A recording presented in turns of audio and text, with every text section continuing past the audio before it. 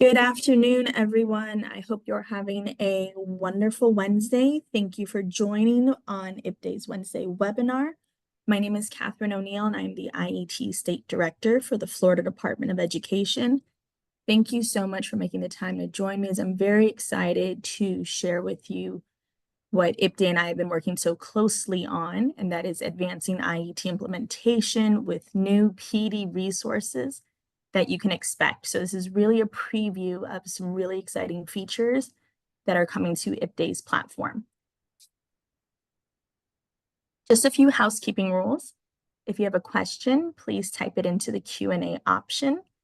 And all attendees' microphones, they are muted. You will be in listen-only mode. Today's presentation is being recorded, and it'll be archived and available on the IPDAE website within 48 hours. So a few of the things that we'll talk about today, it's the purpose of enhancements, overview of IET Assistance Center, and availability of the updates. So the first section, purpose of enhancements, it is addressing requests from the field for assistance with IET program resources and development. It will help streamline the data process, and it makes available new and expanded data capacity, and as well as it supports implementation and improving the outcomes for your IET programs. The overview of the IET Assistance Center will cover the IET Information Start Guide, the IET Program Catalog, and the IET Request Application. And the availability of these updates, we'll also talk about when you can pretty much expect to be able to access this information being shared with you today, and some ongoing support for your IET programs.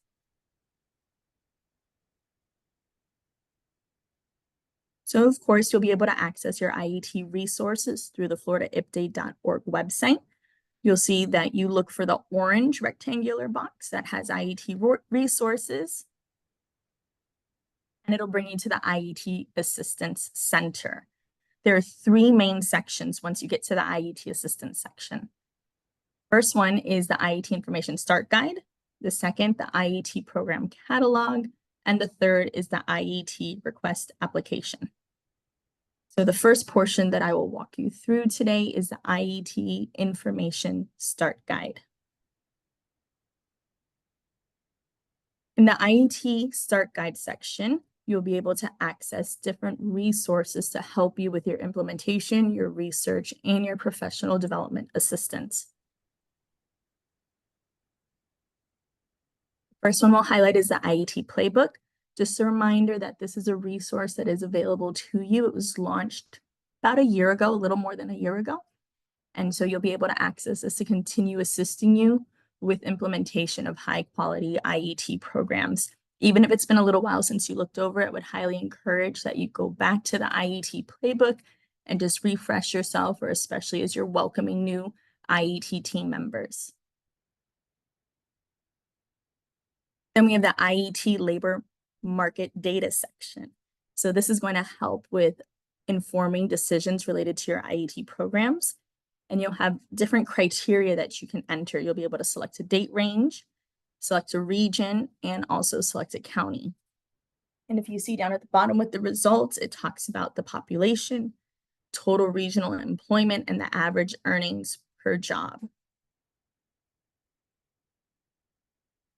So based on the criteria that you enter on what I showed on the previous slide, these are what the results will look like. You'll get economic occupational data breakdown, educational attainment breakdown, as well as top growing occupations and labor force breakdown. All of this extremely critical information as you are looking to refine your IET programs, potentially inactivate some of them, or if you're even looking at the new ones that you want to start to really be able to support that local workforce development in your region. We know that IET programs are critical with helping our adults move forward, and this information will really sharpen your agency's decision-making skills.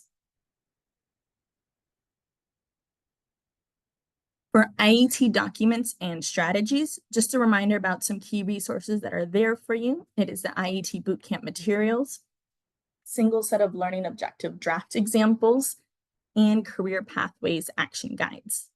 So some of these resources are available in a PDF, Word form, or even video format. This other feature here will have frequently asked questions. So if there's a question that you're not sure of and you may not want to necessarily shoot out an email anywhere, definitely come here, take a look, and just see. Here we'll be populating this to make sure it's relevant with or more up to date with the questions that we're getting. Just some of the most commonly asked questions related to IET programs. All right, so we went over the IET Information Start Guide. The next piece we're going to talk about is the IET Program Catalog. I think this is something that many of you will be incredibly excited about because this is something that the field has been asking for a long time, and IPDAE has heard, and with the support of the Florida Department of Education, we're really excited about this portion.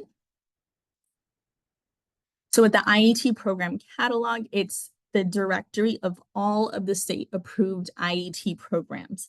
So you have 3 different criteria to help with your searches: career cluster, and you can search for all career clusters, or if there's a particular one that you want to see what is available, what has already been approved throughout the state, go ahead and take a look at the different career clusters. You can search for all counties, or if you really want to narrow down into possibly what your neighbors are doing or what somebody with a similar career cluster is doing on another side of the state, you can go ahead and select the county. And then you also have the option for keyword.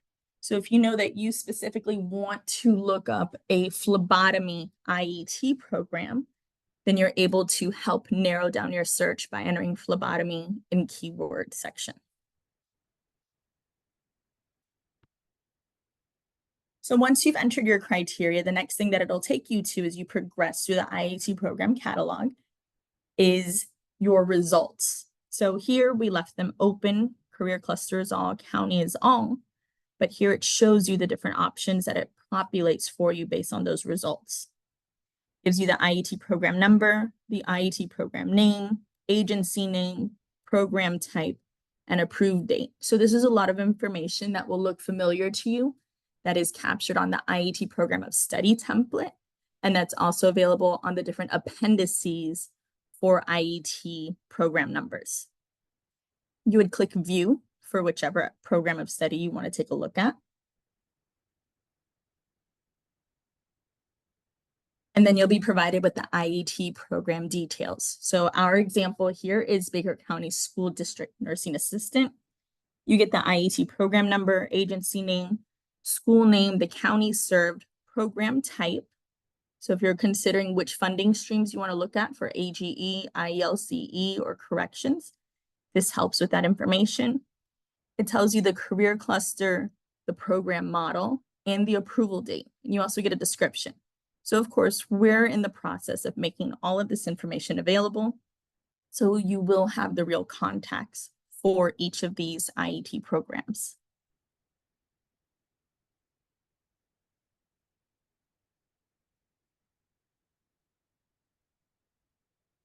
So we went over the IET Information Start Guide, the IET Program Catalog, which will really help as you look to expand or refine your IET programs. And now we're going to take a look at the IET Request application. So if you need to request a new IET for your program, this electronic form is going to allow you to easily complete your application for submission to the Florida Department of Education. So with your IET request application, there are just 4 easy steps for you to complete with this new electronic submission. This is going to replace the IET program of study template. And so it'll probably take you about 15 minutes to complete once you have all the required information.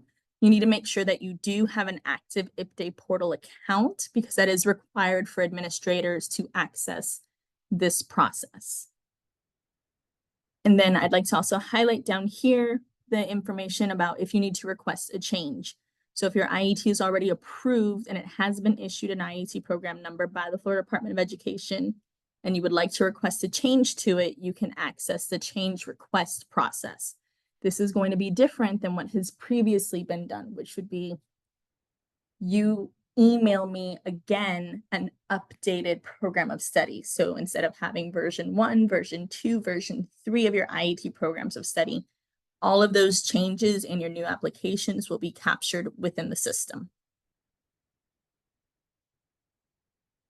So once you have your IPDAE portal login for the administrator submitting new IET programs of study, you'll enter your username, your password, but most importantly, if you don't have an account yet, you'll want to register. And then we need to collect the first round of information. So in step 1, we need to get the provider information. So this is really where it's constant agency information. We'll need to know the agency type, agency name, school or instructional site name, and the county served. We will also need the agency contact information. So we're looking for a primary contact and a secondary contact. So please, if you're able to, at your agency, provide 2 contacts.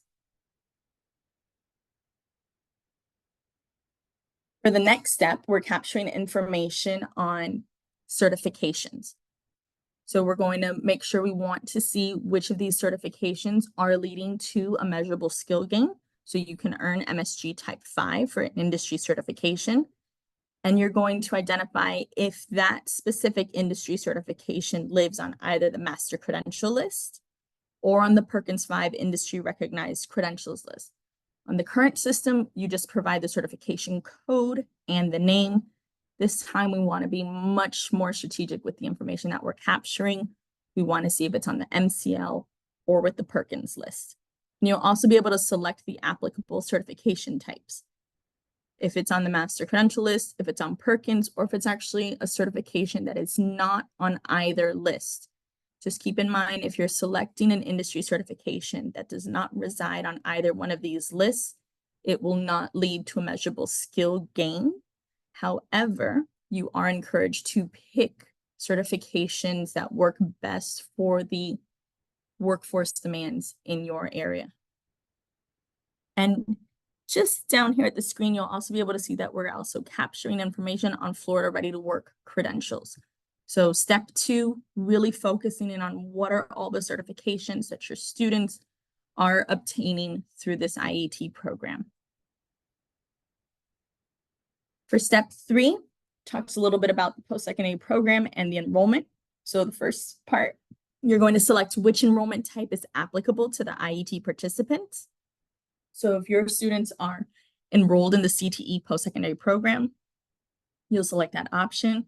If you're doing a pre-apprenticeship IET, this is your option. Or if your students are only receiving IET and technical training through the adult ed course, then you are going to select that option. And then here, the next part is asking, are IET students enrolled in a clock hour or credit hour post-secondary program? You have different options. Yes, students are enrolled for all related OCPs, or it'll be yes, students are enrolled for some OCPs, or no, students are not enrolled in a clock hour or credit hour post-secondary program. If the student is being enrolled for some or all related OCPs in a clock hour or credit hour post-secondary program, we will need that program title, the program number /SIP, and the number of clock or credit hours that the student is enrolled for.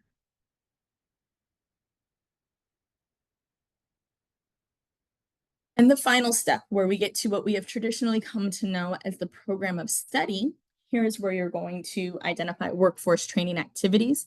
The certificate programs will have a drop-down. You'll make a selection from there, and then as well as enter the certificate program name. And instead of where you had to previously type in each individual workforce preparation activity that was coming from the employability skills framework, you'll now be able to select those. Just a reminder, you don't have to select every single workforce preparation activity. You may only have 3 out of the 8 that are applicable to your particular IET program, or you may be incorporating all 8, but you'll just have to select whichever ones you are using.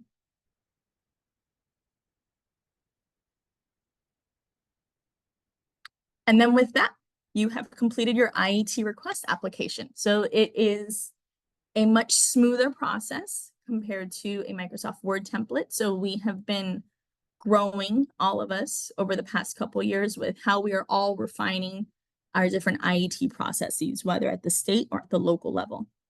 So once you've completed and submitted your IET program request application, give it about a 3-week turnaround and you will receive a notification of approval or rejection. So there'll be some communication that's going on back and forth through this portal if there are updates that are needed. Again, the turnaround time on my end could be much quicker, but please know that it could take up to 3 weeks for a complete review of your submission.